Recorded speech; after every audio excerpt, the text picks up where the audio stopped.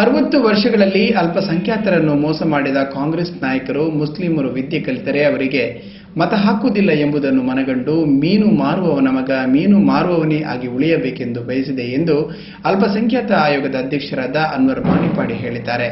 ಅವರು ಸಜಿಪ ನಡುವಿನಲ್ಲಿ ಬಿಜೆಪಿ ಪ್ರಚಾರ ಸಭೆಯಲ್ಲಿ ಮಾತನಾಡುತ್ತಿದ್ದರು.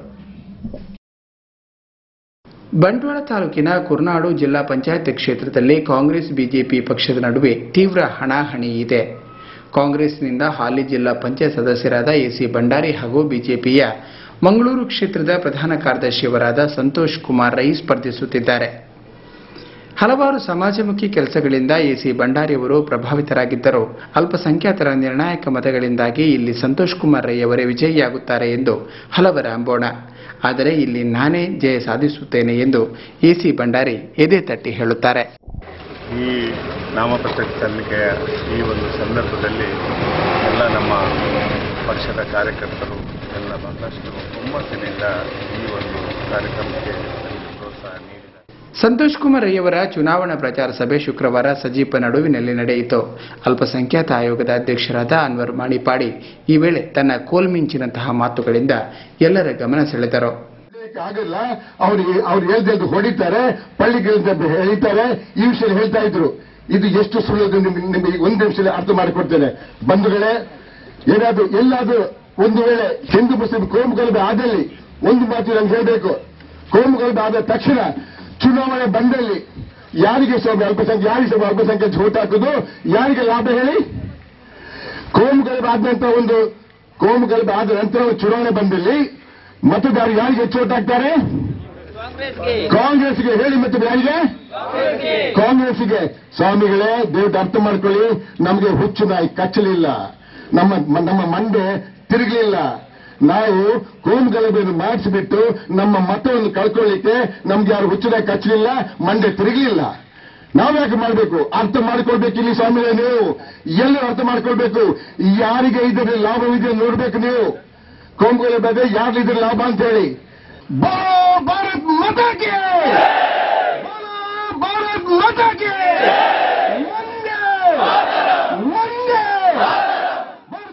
ಈ ಸಭೆಯಲ್ಲಿ ಬಿಜೆಪಿ ಮಂಗಳೂರು ಕ್ಷೇತ್ರದ ಅಧ್ಯಕ್ಷರಾದ ಚಂದ್ರಹಾಸ ಉಳ್ಳಾಲ್, ಮಾಜಿ ಸಚಿವ ನಾಗರಾಜ ಶೆಟ್ಟಿ, ಸುಷ್ಮಾ ಜನಾರ್ದನ್, ರಹೀಂ ಉಚ್ಚಿಲ್ ಮುಂತಾದವರು ಪಾಲ್ಗೊಂಡರು. ಈ ಸಂದರ್ಭ ಮಾಧ್ಯಮಗಳೊಂದಿಗೆ ಮಾತನಾಡಿದ ಸಂತೋಷ್ ಕುಮಾರ್ ರೈ ಅವರು ಈ ಬಾರಿ 3,000ಕ್ಕಿಂತಲೂ ಅಧಿಕ ಮತಗಳಿಂದ ವಿಜಯಿಶಾಲಿಯಾಗುತ್ತೇನೆ ಎಂದರು. ಈಗ ಕಾಂಗ್ರೆಸ್ ಪಕ್ಷದವರಿಗೆ ನೆಲೆ ಇಲ್ಲದಂತ ಪರಿಸ್ಥಿತಿ ಆಗಿದೆ. ಏನಾದರೂ ಮಾಡಿ ಯುವಕರ ಮನಸ್ಸನ್ನು ಆ ಕಡೆ ಈ ಕಡೆ ಮಾಡಬೇಕಾಗ್ತದೆ. ಈಗ ತಾನೇ ನೀವು ನೋಡಿ ನಮ್ಮ ಹತ್ತಿರ ಎಷ್ಟು ಯುವಕರಿದ್ದಾರೆ ಎಂದು ನೀವು ನೋಡಬಹುದು. ಬೆಳಿಗ್ಗೆ ನಾವು ಕೇವಲ ನಮ್ಮ ಕಾರಲ್ಲಿ 4-5 ಜನ ಹೋದ್ರೆ ಸಾಕು, 6 ಗಂಟೆಗೆ 100 ಯುವಕರು ಸೇರುವುದಾದ್ರೆ ಆ ಯುವಕರ ಮನಸ್ಸಿನಲ್ಲಿ ಯಾವ ಉದ್ದೇಶ ಇರಬೇಕು? ಸಂತೋಷನ ಈ ಸಾರಿ ವಿಜಯಿಯಾಗಬೇಕು, ಯಾವುದೇ ರೀತಿಯಲ್ಲಾದ್ರೆ ಒಳ್ಳೆ ಉದ್ದೇಶ ಉಂಟು, ವಿಜಯಿಯಾಗಬೇಕು. ನಮ್ಮ ಕುರ್ನಾಡು ಜಿಲ್ಲಾ ಪಂಚಾಯತ್ ಕ್ಷೇತ್ರದ ಎಲ್ಲಾ ಕೆಲಸಗಳು ಸುಗಮವಾಗಿ ಸಾಗಬೇಕು. ಸಾವಿರಾರು ಪ್ರಾಬ್ಲಮ್ಗಳಿದೆ. ಕಾಲೇಜ್ ಪ್ರಾಬ್ಲಮ್ ಇದೆ, ರಸ್ತೆದು ಪ್ರಾಬ್ಲಮ್ ಇದೆ, ನೀರಿನ ಪ್ರಾಬ್ಲಮ್ ಇದೆ. ಬರುವಂತ ನಮ್ಮ ರಾಜ್ಯ ಸರ್ಕಾರ ಯೋಜನೆಗಳು ಜನರ ಹತ್ತಿರ ಹೋಗಬೇಕು, ಅವರಿಗೆ ಮುಟ್ಟಬೇಕು ಅಂತ ಕೆಲಸವನ್ನು ನಾವು ಮಾಡ್ತೇವೆ ಎಂಬ ಭರವಸೆ ಅವರಿಗಿದೆ. ಈ ಸಂದರ್ಭ ಅನ್ವರ್ ಮಾಣಿಪಾಡಿ ಅವರ ಸಮ್ಮುಖ ಅಪಾರ ಸಂಖ್ಯೆಯ ಅಲ್ಪಸಂಖ್ಯಾತರು ಬಿಜೆಪಿ ಸೇರಿದರು.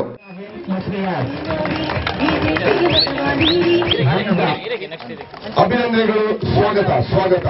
ಕಾರ್ಯಕರ್ತರು ಚಪ್ಪಾಳೆ